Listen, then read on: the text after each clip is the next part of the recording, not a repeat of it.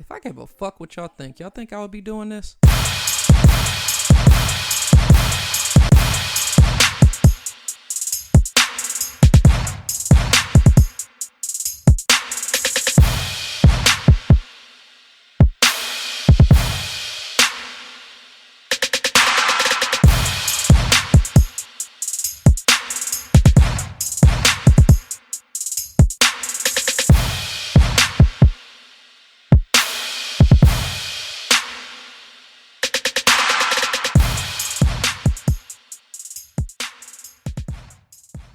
Welcome to the FMFU podcast, the podcast that's from me, for us. Vulgar but true, real and never fake.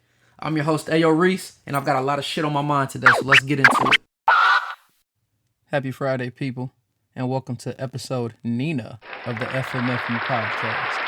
I hope you all enjoyed your 3-day MLK weekend and were able to somewhat be productive or be able to get some relaxed time in.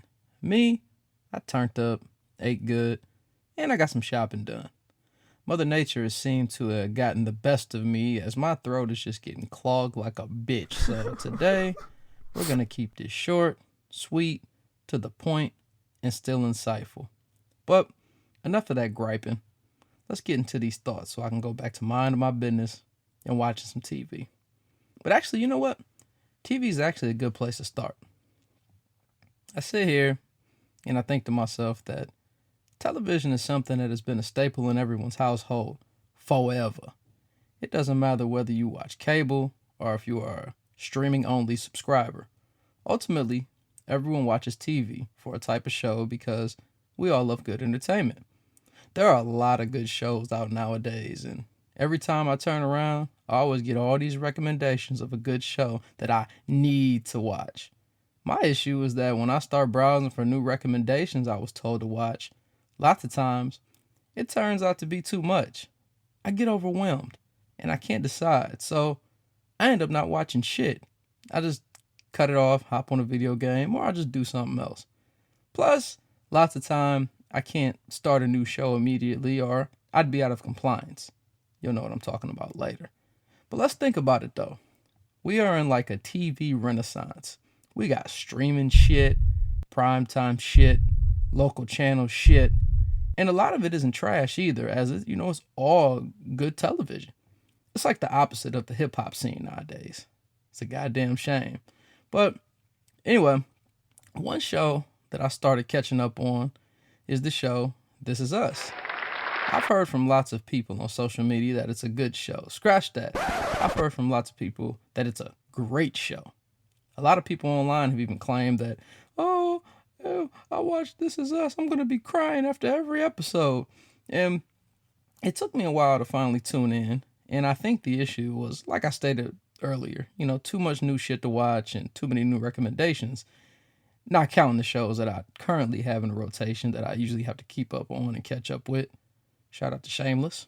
But, so I started This Is Us, and I'm currently only in season 1, and I should be starting season 2 real soon to try to get caught up with the real time as it airs. But, man, I'll tell you some shit, man. I'm glad I started. Like, this show is fantastic. Like, the character build is great. The writing is great. The flashbacks and how they jump back and forth, it puts things into perspective. And as a guy who loves music, and not just hip-hop or anything, but I like how music gets composed and put in certain scenarios. Like, I'll admit, the music composition, that shit will make a grown man cry. Like, that ass, though. Like, one thing that stood out to me, though, when I was watching this, was how the dynamic of Randall and Beth, the dynamic of their relationship. And I'm not sure whoever's listening, I'm not sure if you watched the show or not. And if you plan on it, I don't want to ruin anything. So I don't want to say too much. But there was a part in the show, and Beth, his wife, was having a conversation. And during one of the episodes, it was something she stated. And then she was like, in our relationships, we don't keep secrets. I heard this and I just thought to myself, like, wow. She really was trying to fight to make sure things were going to be all right for her man, She just wanted to make sure nothing would happen to get him, or his feelings hurt. But it also had me thinking to myself, like, that's a nice rule to have for any relationship. There are rules to this shit. I mentioned earlier my reasonings and how sometimes it's hard for me to watch new shows, but when I do plan to start a new show, there's something I always have to keep in mind. Let me ask y'all and see if you know before I give you the answer. What's the number one rule of Netflix and chill? You can't watch the next episode without your watch partner. Unless you let them know ahead of time. You got to make sure you're all in the same episode at all times. So if you plan on watching like the next episode, you have to let them know so they can watch it on their iPhone or iPad if they aren't with you. And y'all want to basically make sure you guys are both on the same episode and want to be able to stay caught up with each other. So you won't spoil anything by talking about an episode and ruining a part that they haven't gotten to yet. There's rules to this shit. But despite the fact of the Netflix and chill rule, as I just called it, being very valid as it is, in reality, the rule is very minuscule compared to the heavy hitters. The rules, that's with a D and with a Z, as I called them earlier, was really referring to other concepts in relationships. Before we talk about the rules, let's define what a relationship is. A relationship is defined as the way in which two or more concepts, objects, or people are connected, or the state of being connected by blood or marriage. It also defines it as the way in which two or more people or organizations regard and behave toward each other. Now, typically, when you first hear the word relationship, you think of what? Well, I can't hear your responses, so I'm not going to wait. But I would assume you're saying that you think off the rip of man and a woman who are together. Not a situationship with a man just blowing your back out, ladies, with no plan of a future in sight, but where two people actually claim each other. For me personally, what stands out the most in the definition of a relationship is how two, or more than two if you a polygod and have two wives, but how two people regard and behave towards each other. It's important because to regard and behave towards each other in a positive light, it will never happen if you don't have communication. It's the FMFU podcast, bitch. I think the problem with the society of urban millennials, and for my older listeners, this might apply to you as well, because, technology has taken over our lives. No one likes to talk about issues. Ladies, how many times have you had an issue with your man and you be quick to jump on social media and post some cryptic shit? Now, if you're not a hoe and have been with your guy for a while, everybody on your fucking timeline knows exactly who you're talking about.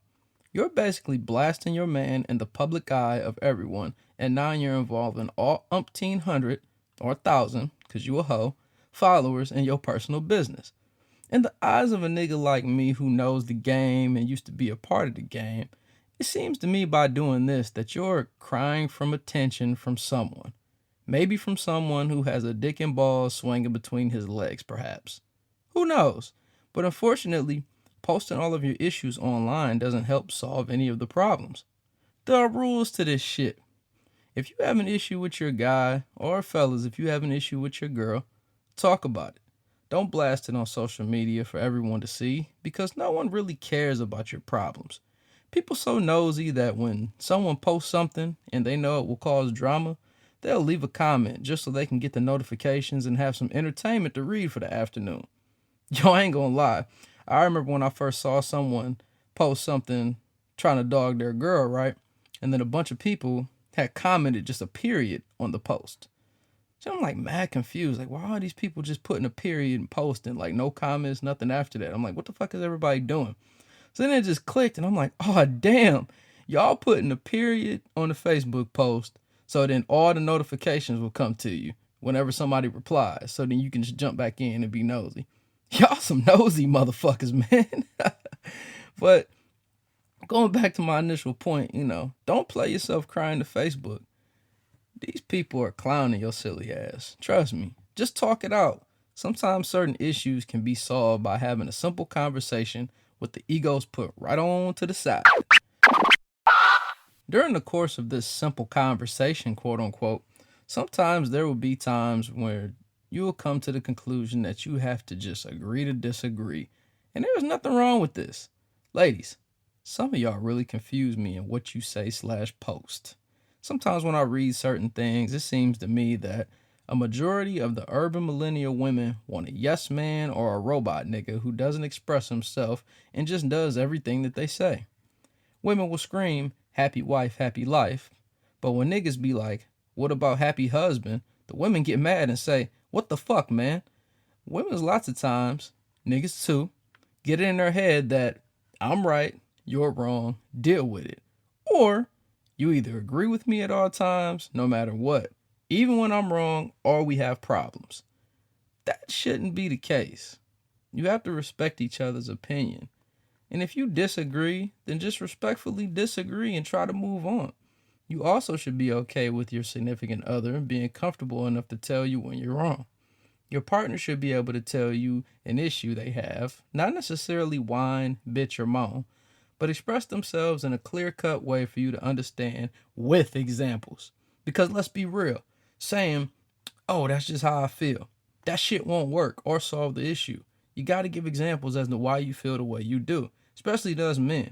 2 plus 2 got to equal 4, because if it doesn't, I'm not going to understand. You shouldn't get upset off the rip either. Like, you won't make it far in your communication. Like, if you're mad, people aren't going to want to express themselves because they know as soon as they bring up something that they want to discuss with you, it's going to become an argument. Who wants to deal with an argument over nothing? And then always say what you mean and mean what you say. The issue at times with communication is that the narrative of what is being spoken gets heard differently. I don't know why, but I think this bothers me the most, man. And it's not just with myself personally. I just hear it like all the time. And I have no idea why it happens this way, but it does. It's something about people changing the narrative. And no, I didn't come up with that term. I got it from somewhere. I'll let y'all guess. But let's say I have an issue and my issue is about A plus B equals C. Keep the topic as A plus B equals C. Don't start a fight with me during the course of the convo about how X plus Y equals Z when that wasn't my initial issue to begin with. Because situations like that is what barrels into other arguments. Then it gets to a point where you don't even know what you're arguing or discussing about anymore, or even what began the argument to begin with. So just stop changing the narrative. No one was even talking about that. Duh. But some people, might be thinking, well, what if we discussing about, I don't know. Let's say it's a discussion about, well, I don't know when the last time my kid went to the doctor or something like that. So y'all in an argument about that. You're like, oh, well, he went on this date. And you're like, and she's like, well, he went on this date. Well, that's something different. That's more of something that's concrete. It's factual. Like there's no opinion or feelings involved. And, if you got issues like that and you're arguing about factual shit, then, this shit I'm talking about didn't necessarily apply. And you might just need to look it up and do proper research. But that's a whole nother topic and subject. Remember, don't change my narrative. But at the end of the day, there should always be some way to meet in the middle and find a type of compromise to keep each other satisfied. I saw a meme online a while back, and it actually resurfaced the other day, and I'm glad it did because it was very relevant to the topic today. So, let me describe this meme for you. It had 2 cartoon pictures on it. One was on the top and one was on the bottom. And on the top pic, it had 2 little boys, and one was with his mom. And on the top pic, what it was showing was that the boy that was without his mom, he was calling the young boy who was standing with his mom a pussy. So the boy who was with his mom, they're showing him as if he's crying. While the mom's in the picture with him, and in her talking bubble, it's telling her, she's telling the son, man up. Like, don't act like a little bitch, whatever. But she's just saying man up. Nothing more, nothing less. So then on the bottom picture, the boy who was crying and was called the pussy, he's grown now. And, he's standing next to who I would assume is his girlfriend or somebody he's talking to. And she's telling him, you really should open up more. And the grown boy who was crying in the top picture, he stands there, now he's older and he's got dreads. And then it shows him not in a talk bubble, in a thinking bubble. and he's thinking to himself, how? Now, we all know how I am when I make fun of and do the mean Bible congregation jokes and different things like that. But this was a very short worded meme, but I think this was actually very, very powerful. Like, what made this meme even more powerful is that the drawn cartoon characters were black. So it automatically is going to draw to us.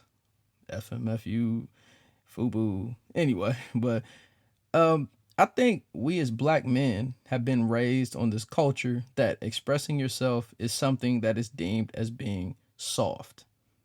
Think about it. Every time a guy is emotional, or he lets out a good cry, or is passionate, it always turns into man up, stop acting like a bitch. Referring to what I was talking about in episode 8, light skinned nigga shit. Whatever else you can think of. Being emotional as a guy has never been something that has been deemed as a quote unquote good quality. The problem with this upbringing is that when we as men decide to get into serious relationships, we tend to not know how to express ourselves or know how to keep that open line of communication when we, or our feelings are hurt. Because we don't want to give you too much because we don't want to be deemed as soft, or we don't want to start an argument. We feel we have something within ourselves as a man to quote unquote protect. And if you really think about it in reality, there's really no reason to be this way. This is a big barrier in communication, as it's something that cripples us within relationships. Remember, with no communication, you have nothing. How can we effectively communicate when, if it is time for us to express ourselves, we flake to do it because we don't want to be deemed as soft?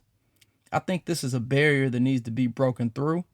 This pride of having to go super hard or gang bang on bacon is something that's holding us back.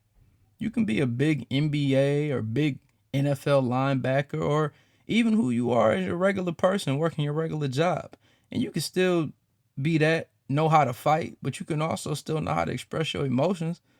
That mentality shouldn't be that you're soft if you happen to, shed a tear. Tears equal passion, and everyone needs a good cry every once in a while. Let you know you're human.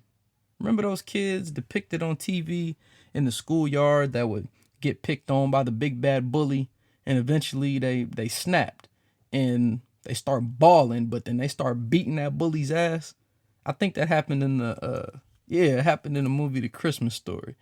He was getting picked on, and one day he just went crazy, started beating the shit out of him. But then, when his mom came, he just let it all his emotion out because he was so mad. He had all that passion and that rage and all that frustration built up because he was getting fucked with every day. So, stuff like, you shouldn't think that, expressing yourself or anything like that as a man makes you any less than a man.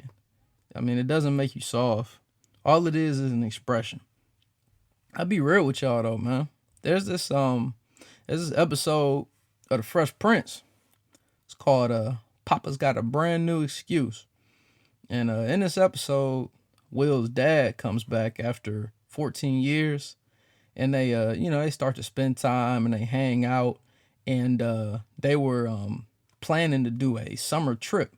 So they're supposed to go. So Will went to go back to the house and pack all this stuff and everything. And at the end of the episode, his dad ends up, getting too concerned over some new business, and he ends up deciding to cancel the trip, and he takes off. So, based on how he was talking, they all had an idea that, they wasn't going to see his dad again. And so, Will goes on this long monologue, about how, everything he been through, and, how he's done so much for himself, by himself, and how he will continue to do the same in the future, and, how he'll be there for his kids and stuff. And, with all this being said, he finally breaks down and he asks Uncle Phil, like, why he don't want me, man. And I'll be real with y'all. If I can tell you, I can sit through that episode without at least one of them things dropping down, then I'd be telling you a lie, because I felt that shit to the core growing up. And I know I'm not the only black man in America who grew up as a young boy who felt that shit to the core as well. So my point is just to put it out there, ladies, us black men are hard on the exterior because we have to be. In this world, we really have no choice. But, if you give us a chance, you'll realize on the inside, we can communicate with y'all exactly how we need to. Just work with us, and we'll work with you. And fellas, real men cry, and don't let no one tell you otherwise. It's the FMFU podcast, bitch. Before I roll up out of here, I just wanted to leave y'all with something. It's actually something I came up with. It's a acronym that might be able to help with not just relationship issues, but probably all of our communication issues. It might be considered mad corny, but hey, I'm going to roll with it because, if I gave a fuck of what y'all think, y'all think I'd be doing this shit. But in all seriousness, the acronym I came up with is slur. So let's break it down. So, we'll start with the S. The S, it stands for stop. And what I mean by that is stop everything you're doing. That means by putting down your phone, your iPad, your TV, your book, whatever it is, and show the person who's trying to present information to you that you're ready to have a conversation by giving your full undivided attention. The L, that's for listen, as in not just, oh yeah, I hear you, but actually listen to what is being said after you stopped your other distractions. The U, which is B for understand, which I think this is probably the most important one of all, as in understand where the person is coming from and do not make false accusations or assumptions based on what information is being presented to you. Don't just listen to have a response. Let's put it like that. Actually understand what's being said.